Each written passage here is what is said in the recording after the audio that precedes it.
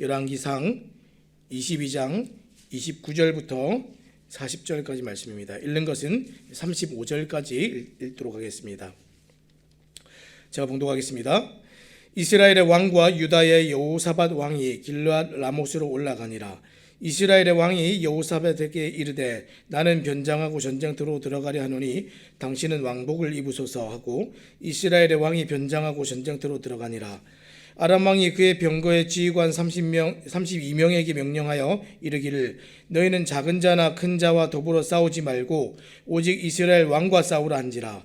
병거의 지휘관들이 여호사밧을 보고 그들이 이르되 이가 틀림없이 이스라엘의 왕이라 하고 돌이켜 그와 싸우려 한즉 여호사밧이 소리를 지르는지라.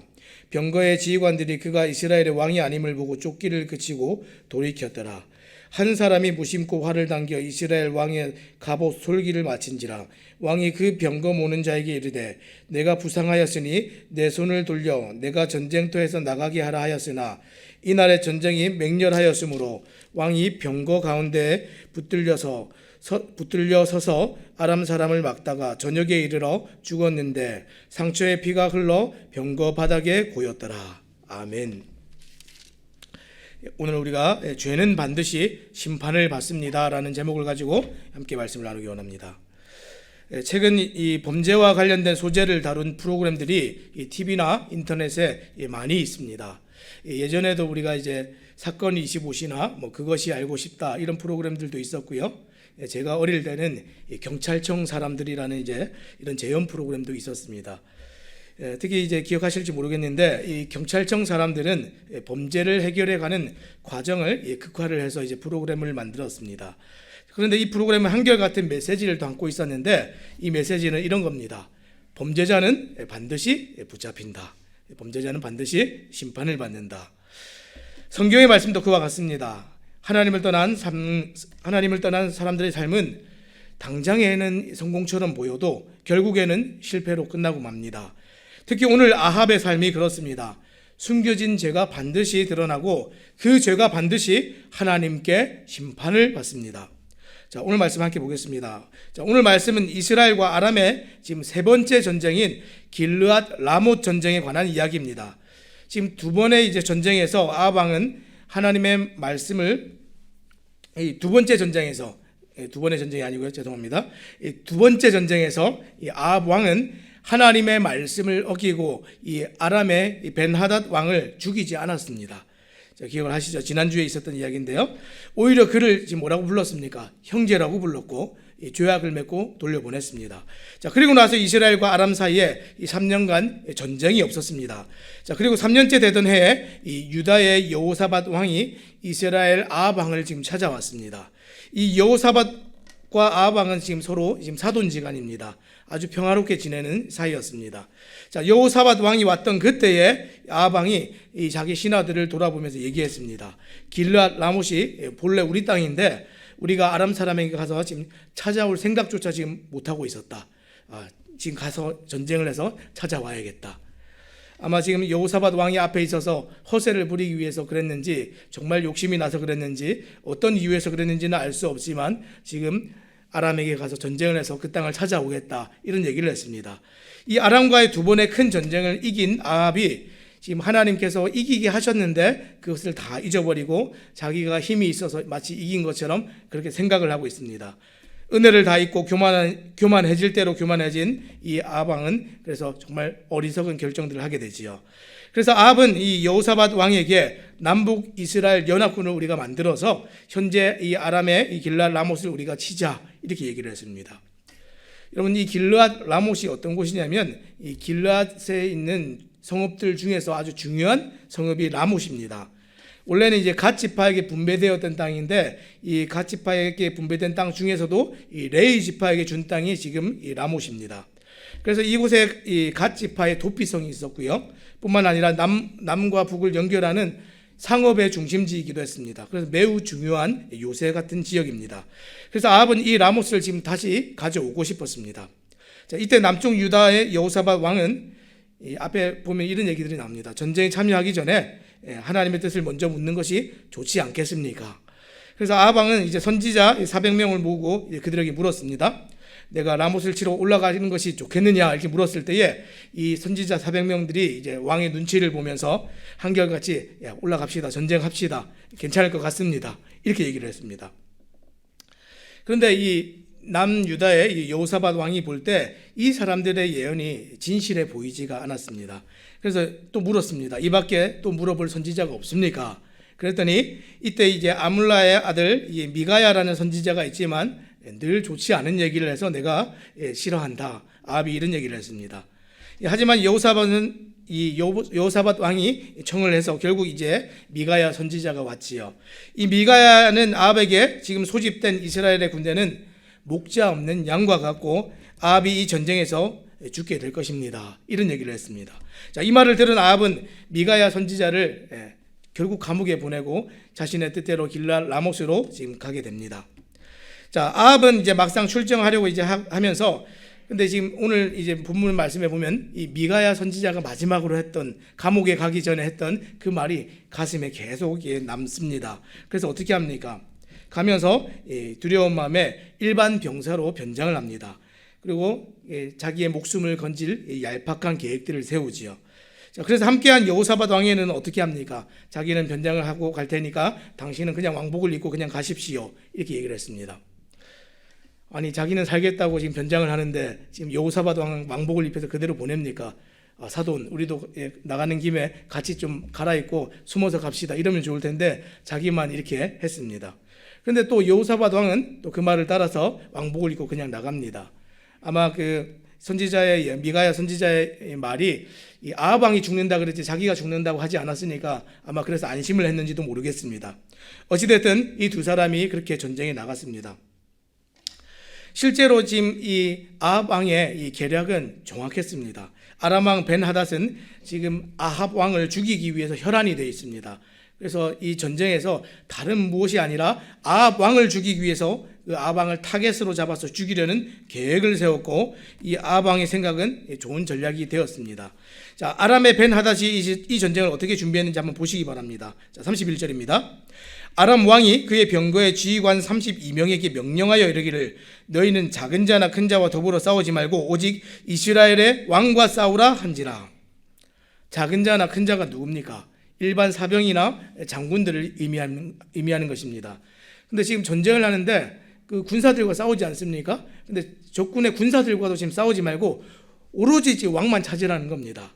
오직 이스라엘의 왕만 찾아서 싸우라. 정말 말도 안 되는 전쟁이죠. 이런 전쟁이 어디 있습니까? 근데 어떻게 전쟁에서 눈앞에 싸움을 걸어오고 있는 적을 대적하지 않고 물러서서 단 한 사람만 죽이려는 계획을 지금 세울 수가 있겠습니까? 생각지도 못한 전략이죠. 그런 면에서 아합이 자신을 숨긴 것은 아람 군대에게 혼란을 주기에 충분했습니다. 자, 그렇게 열심히 왕을 찾는 아람 군대에게 왕복을 입은 한 사람이 지금 눈에 띄었습니다. 누구죠? 여호사밧 왕입니다. 자, 그들은 그를 이제 아합으로 오인을 해서 지금 공격을 하려고 막 돌아서서 포위를 하고 막 쫓아갑니다. 자, 32절입니다. 병거의 지휘관들이 여호사밧을 보고 그들이 이르되 이가 틀림없이 이스라엘의 왕이라 하고 돌이켜 그와 싸우려 한즉 여호사밧이 소리를 지르는지라. 이 병거대의 지휘관들이 소리를 쳤습니다. 저자가 이스라엘의 왕이다. 저자와 싸우라. 아무랑도 안 싸우려고 하던 이 군사들이 지금 한 사람을 향해서 죽이기 위해서 다 달려듭니다. 누구와도 붙어서 싸우지 않던 그 아람 군대가 갑자기 지금 여호사밧 왕을 둘러쌀 때 얼마나 이 죽음의 공포가 둘러쌌겠습니까? 여호사밧 왕이 기겁을 해서 소리를 질렀습니다. 그런데 아람 군대가 그의 비명을 듣고 쳐다보니까 아합이 아니다라는 것을 알았습니다. 자, 33절입니다. 병거의 지휘관들이 그가 이스라엘의 왕이 아님을 보고 쫓기를 그치고 돌이켰더라. 지금 이 지휘관들이 이미 이스라엘과 두 번의 전쟁을 했습니다. 두 번의 전쟁을 하면서 또 가까이에서 또 아합 왕을 본 사람도 있었을 겁니다. 그래서 아합의 생김새나 목소리를 알았던 것 같습니다. 그리고 곧바로 쫓아가던 군대를 멈추고 돌아갔습니다. 지금 아람 군대는 여호사밧을 죽이고 갈 수도 있었지 않습니까? 이 사람도 어찌 보면 지금 연합군의 왕인데, 그런데 그들은 그냥 되돌아갔습니다. 왜 되돌아갔을까요? 역대기는 이 사건에 관해서 하나님의 기적적인 계임이 있었다라고 보충 설명을 하고 있습니다. 역대하 18장 31절 말씀을 읽어보겠습니다. 병거의 지휘관들이 여호사밧을 보고 이르되 이가 이스라엘 왕이라 하고 돌아서서 그와 싸우려 한즉 여호사밧이 소리를 지르매 여호와께서 그를 도우시며 하나님이 그들을 감동시키사 그를 떠나게 하신지라. 여호사밧이 소리를 지르고 막 외쳤을 때 그 소리를 듣고 도우신 분은 하나님이셨습니다. 그들이 아합만을 공격하라는 베나닷의 지시를 기억해서 물러났든지 여호사밧을 왕으로 변장한 다른 어떤 병사로 생각해서 떠났든지 아니면 유다의 왕임을 알았으나 아합이 아니라서 그냥 떠났든지 어찌되었건 그들의 생각과 행동은 모두 하나님의 주권적인 섭리 아래서 일어난 일이다라고 성경이 우리에게 가르쳐주고 있습니다. 또 여호사밧이 이렇게 위기의 생명을 벗어난 것은 지금 그가 여전히 하나님 말씀에 정말 순종하고 하나님 말씀 듣기를 생각하는 마음이 남아 있었기 때문이죠. 그런데 지금 아합은 상황이 완전히 다릅니다. 자, 여호사밧이 위기의 상황에서 생명을 건진 것과 반대로 아합은 어쩌다 날아온 화살에 목숨을 잃게 됩니다. 어쩌다 날아온 화살에. 자, 34절 35절 제가 읽겠습니다. 한 사람이 무심코 활을 당겨 이스라엘 왕의 갑옷 솔기를 마친지라 왕이 그 병거 모는 자에게 이르되 내가 부상하였으니 내 손을 돌려 내가 전쟁터에서 나가게 하라 하였으나 이날에 전쟁이 맹렬하였으므로 왕이 병거 가운데 붙들려 서서 아람 사람을 막다가 저녁에 이르러 죽었는데 상처에 피가 흘러 병거 바닥에 고였더라. 아람 병사가 무심코 쏜 화살은 이 아합의 갑옷 솔기를 맞췄습니다. 여러분, 이 갑옷 솔기가 뭐냐면 이 갑옷이 쇠 조각이 막 여러 개 얼기설기 붙어 있지 않습니까? 그 금속 사슬의 이음새 부분은 이 쇠가 없습니다. 그 이음새 부분에 흉갑 사이의 틈을 이제 우리가 갑옷 솔기 이렇게 얘기합니다. 자, 아합을 조준한 것도 아닌데 화살이 갑옷의 그 좁은 틈을 명중시킨 겁니다. 우연이 아니라 하나님께서 하셨다라는 것을 지금 증명하기 위해서 성경이 이것을 구체적으로 기록하고 있습니다. 아합은 병사로 위장하면 적의 눈을 속여 목숨을 건질 것이라고 생각했지만 하나님께서는 무한한 대안이 있으시고 그분의 전능함은 모든 것을 이루실 수 있습니다. 아무리 숨어도 아무리 도망가도 아무리 감추어도 죄는 사라지지 않고 죄에 대한 심판은 반드시 일어납니다. 아합은 병거를 모는 병사에게 자기가 부상당했다고 말하면서 빨리 전쟁터에서 나가자고 명령을 했습니다. 그러나 지금 어떻게 됐습니까? 아까까지는 다른 어떤 군사와 싸우려고 하지 않던 이 군사들이 지금 이스라엘 사람들과 대항해서 맞서 싸워서 전쟁이 맹렬해졌습니다. 아까는 싸우지도 않았는데 이제는 전쟁이 맹렬해서 빠져나갈 수도 없습니다. 그 중심에 지금 아합 왕이 있었습니다. 아합은 어떻게 했습니까? 하는 수 없이 뚫고 나갈 수가 없어서 병거를 의지해서 서서 자꾸만 자기에게 오는 아람 병사들을 자꾸 물리치기 위해서 공격하는 그 일을 계속하고 있었습니다. 지금 아합에게 닥친 이 상황이 무엇을 의미합니까?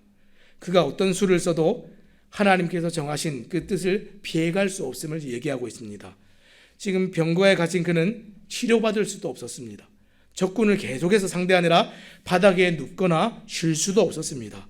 그러는 새에 이 상처의 피는 병거 바닥에 계속 흘러내려서 고이고 있습니다. 이 일이 지금 저녁 때까지 계속되었습니다.